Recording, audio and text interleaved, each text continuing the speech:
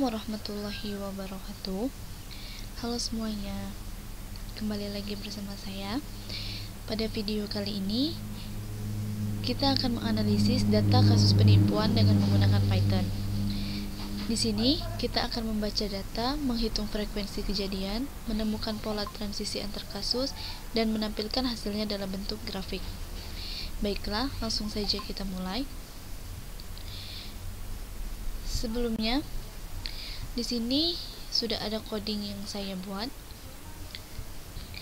Pertama-tama, di sini kita impor library yang dibutuhkan seperti CSP, Pandas, Matplotlib, dan Network. Sebelumnya, kita install Pandas, Matplotlib, dan Network terlebih dahulu di command prompt. Di sini saya sudah menginstal semua yang dibutuhkan. Selanjutnya, kita membaca file kasus yang saya beri nama kasus penipuan .csp dan menyimpan data ke dalam struktur log agar mudah dianalisis, seperti yang saya blok. Di sini, kita menyimpan daftar kejadian per ID. Jadi, setiap orang atau entitas bisa memiliki beberapa aktivitas penipuan yang tercatat secara beruntun. Selanjutnya, pada bagian for activities in log values, seperti yang saya blok ini, bagian ini menghitung berapa kali setiap jenis kasus penipuan muncul di dataset.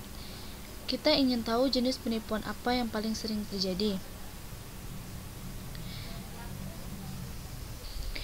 Selanjutnya, pada coding bagian yang saya blok ini berguna untuk kita melihat transisi antar kasus, yaitu bagaimana satu jenis penipuan diikuti oleh jenis penipuan lainnya dalam satu alur aktivitas. Ini berguna untuk mendeteksi pola berulang.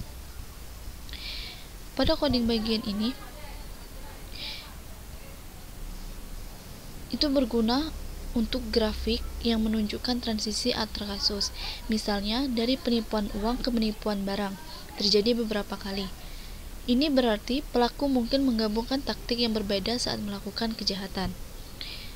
Dari coding yang sudah kita buat, akan menampilkan grafik seperti berikut, yaitu penipuan uang terjadi sebanyak 5 kali, penipuan barang terjadi sebanyak 4 kali, penipuan data pribadi sebanyak 2 kali, pencurian uang kotak amal sebanyak 3 kali, penipuan online sebanyak 2 kali, dan pencucian uang sebanyak 4 kali.